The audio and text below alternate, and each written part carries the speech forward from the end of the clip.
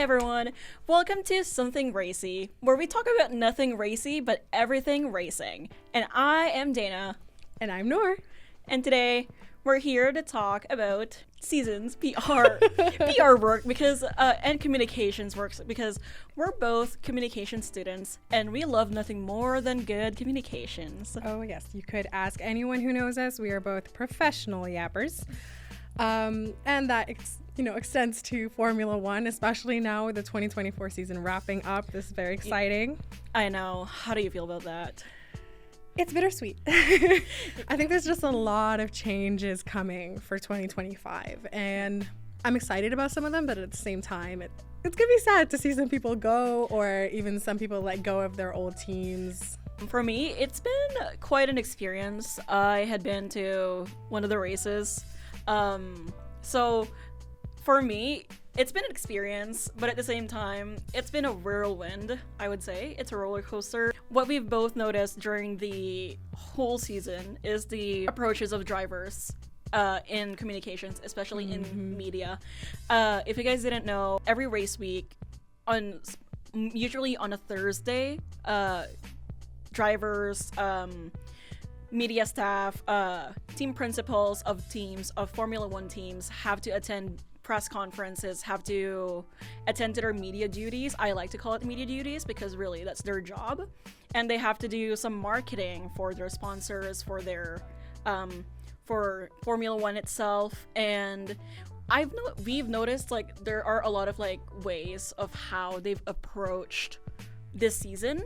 And we kind of want to get into that, because we're both communication girlies, and also we're both F1 fans, and it's certainly something to talk about. It's certainly something to talk about, especially now. It's just a recap, basically. It's been really, obviously there's so much variety with the season, which I absolutely loved. Whether that's through the winners, and I predicted a fully Max dominating season, like the last one, right? Yes. And instead we're having multiple race winners, but Max still won. Congratulations. Congrats to him, because you know what? First thing that when I was in the Canadian Grand Prix, I was like, okay, so Max is gonna win, because the past few ones before that, the exclusion of Australian Grand Prix, it was always Max winning, right? And Monaco too. So with those ones, you would have assumed that oh, Max is gonna be winning and whatever. No, instead we got a McLaren maiden win for both drivers. We got some Mercedes wins. I personally was screaming during Silverstone. I was crying. But we digress. Yes, sorry. We digress. Beyond the race wins, there's also, press and media is such a big part of F1, especially as it's booming into the world. It's become so popular. And press has always been a part of F1. Press conferences have been happening, right? But now that F1 is in this spotlight with DTS, with the Americanization of things. Oh God. That's a topic. Oh God. But that just makes it so much more enticing, press, the way that they react to it, the way that they give interviews, or what they say and what they don't say, even the way they use their social medias. It's either they show true colors or they don't. Nothing at all. Or they show nothing at all. There are drivers certainly reacting to drivers' personalities. So we can talk about that. The press conference swearing ban. What race was it? I don't remember exactly, but honestly, I think it's been a problem.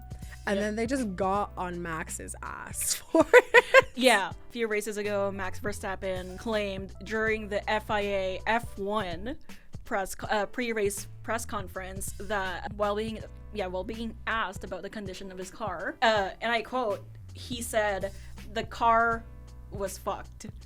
And of course, everybody got into that, and it resulted in a community service for him. FIA penalized him with a community service, of course, and everybody's unhappy with that situation. Not even Mr. Lewis Hamilton himself, who's broken rules that are imposed by FIA regarding jewelries and stuff like that. He was kind of unhappy about it, so of course Max was also unhappy. Because of that, the race after that, or maybe just during the qualifying, within the week, of that after that conference, he refused to answer questions in the conference itself, in qualifying and race. He refused to, and his explanation was that his throat was hurting or he was sick. He only gave answers to the journalists right outside the conference room. Well, do you think he was unfairly penalized? Yes, because same thing happened with Charles after that. Lando swore on the latest conference. Yeah. Or like on Qatar. So I think like he was like unfairly penalized for that, and I think as a fan itself, like FIA has been like I don't know, they've been so raggedy with their own rules. Yeah, it's not consistent, whether it's on the track or off the track. The way that they've been approaching, enforcing certain rules on certain drivers has been inconsistent. And I think that actually plays into the rivalries, because now we're seeing Mercedes and we're gonna talk about that later. We're talking about that later. But yeah, as someone who's been like, even I found that like it's been so inconsistent. And Max Verstappen is like very well known for playing by the rules, He's also known for testing the rules, I'd say, though. At least on the track. I wouldn't say off the track, but on the track. And I think like the way of how they penalize him, like they've been inconsistent with how they rule and how they shape the rule and how they punish I drivers. also don't know why that was their red line. Like, why are you drawing the line at swearing? It's at the end of the day, they all do it. We all know they do it. I have always really appreciated when a driver has just been real and authentic, and I think that's something really big in our generation is authenticity. So you see that the celebrities that are still doing well and people whose platforms are doing well are the most authentic and relatable. So we've got a new guy on the grid, Franco. He's swept the grid by storm. Why? Because he is this real voice and addition. He's also kind of like Senna. Franco Colapinto has replaced Logan Sargent, which is a Williams driver, midway through. I believe it was after the Dutch Grand Prix. Because of that, like, we didn't really know who Franco Colapinto was, or at least like for people, unless you watch Formula 2 or F3. But for me, he was like a new guy for me. The only way like he won me over was through his tweets. Even just his behavior when he's there, he's so funny. He doesn't behave, and you know what, the way of how he doesn't behave is authentic. It shows his true colors, right? And that's what I like about him. Everyone was saying, please, dear God, do not give this man media training. So speaking of, because you can tell when they're rookies, they're so much wilder with what they say, and then they get to like, same thing with Oscar back then, right? Like I personally, I'm a Lewis Hamilton fan, 44 all the way. But at the same time, sometimes I miss his like rookie days over how he interacts with media now, just because now he's very clearly more knowledgeable. One of his tweets used to say, "Oh yeah, no, Nico and his girlfriend just went to this." He was wildin', and now he's like, so I mean, that tamed. also comes with age, I guess, but he is a lot more tame. I'm not calling him old. He's an old man, though. He's not. Hey, he doesn't look it, and that's what's most important. But I sometimes kind of wish we got a little more Lewis, like the actual who is he now. So I can really appreciate that from Franco. So please don't media train this kid. Yeah. So one of his tweets, so it says, "I wanted to tell you that starting next Monday, there will be a communications manager managing this account. Fun while it lasted." Everybody reacted to it. I'm pretty sure there was like this one Twitter account. They were like, "An angel just lost its wings," no. And then like shortly after, 2 minutes after, Franco tweeted it, "I hope you didn't believe it. That's never going to happen." And you know what? I understand, because we need more personalities like him. I agree, and I think that that's going to be really essential for the sport. We don't want. Maybe, I don't know, maybe team principals, maybe teams in general don't agree, but I think as younger fans enter the sport, we really appreciate that. Whereas the more tame, put together, I guess like Russells of the world. Now I think it's getting a little spicier in that sense. And Actually, let's get into that. Let's get into George Russell. Okay. So George Russell has always been like one of the...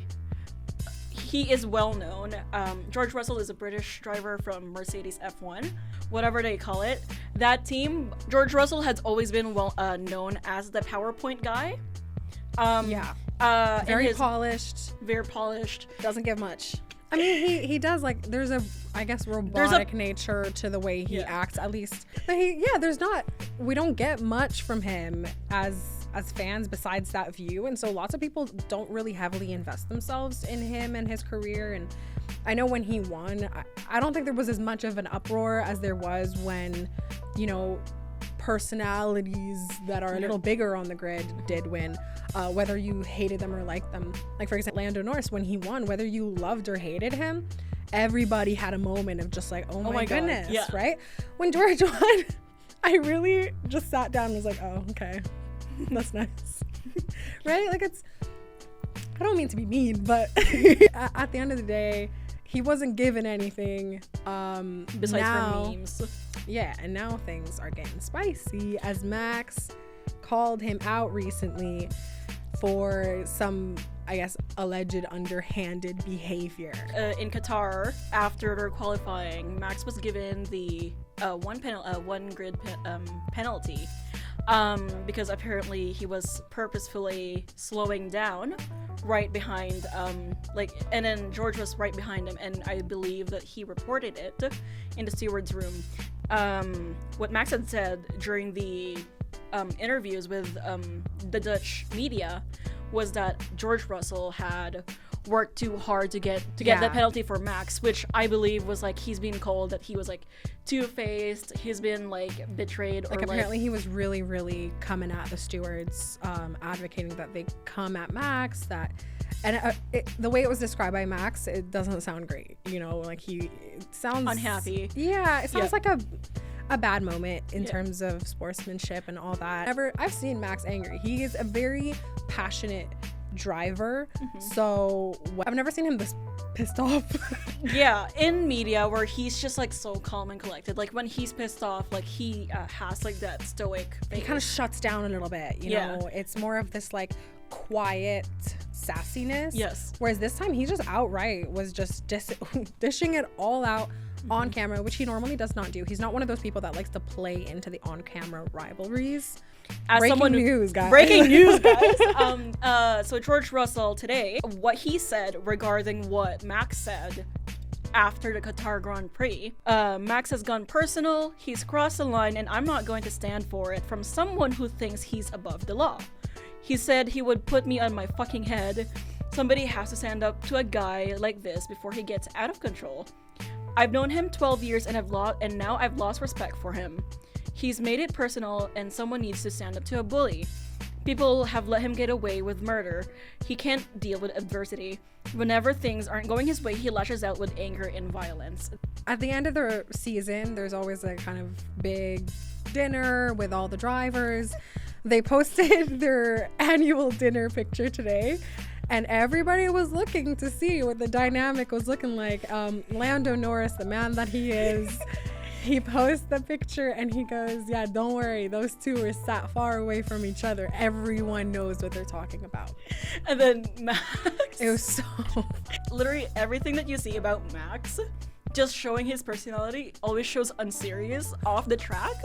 What did he say? What did he comment again? It was like some emoji. It was a steak, so it's a beef. So it literally just says beef on it, and I'm like, and I swear to God, this one happening so close to the end. We're literally on the last race.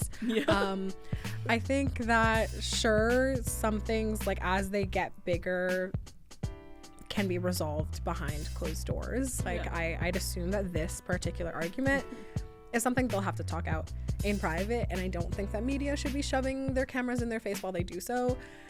I do kind of, I think, like you said, every time we get a glimpse into who Max is as a person, it's so funny. It's actually so. Lots of people for the longest time thought Max was just this stone-faced, cold guy, and I think that it turned out he was just Dutch. Eternally, he was just Dutch. I think that was a big reason as to why a lot of people had a hard time jumping into the Verstappen wagon, right? Yeah. And his talent has always been undeniable, but what has turned people away is that the lack of, personality. And now we're seeing things switch as he's gradually showing more and more of himself. And I don't think it's a matter of confidence. I think he's really just at this point where he's like, I could not care less. And I love it. I honestly live for it. Yeah. George, though, was a different story. Yeah. I think he's shown more personality than he had for the past season itself. I think what's like the problem with that too is the face that, and this kind of goes into the Max comment, is the face that George has, or the persona that he's curated because he's so media trained and because he's not leaning into just authenticity. It just makes the statements that we get from Max even more, I don't want to say shocking, but like agreeable, blaring, right? And that just works against him, whereas for Max, the crazier the statements, the more it works for him. Yeah, he's just feeding off. Like he's just feeding off, because even he was like, "Why does George need to act this way in front of the cameras?" Like, I think that you can only be not really pretentious, but like media trained for so much. Yeah. Colors. Are you going to say bad things about your sponsors, about your team? Of course not. You should probably know how to speak about them because that's part of your contract. Otherwise, show some personality. I think that's one of the reasons why in this fight, Max is kind of gaining the people's vote, I guess, because he's showing who he is. There's more authenticity there, whereas George is kind of seeming like, oh, the truth is a bit ugly. Unfortunately, that is all we have for time. So we didn't get into the Lando stuff, but that just means you have to tune in. Tune in next time. If there's going to be a next time. If there's going to be a next time. But there will be something. I'm going to unclap.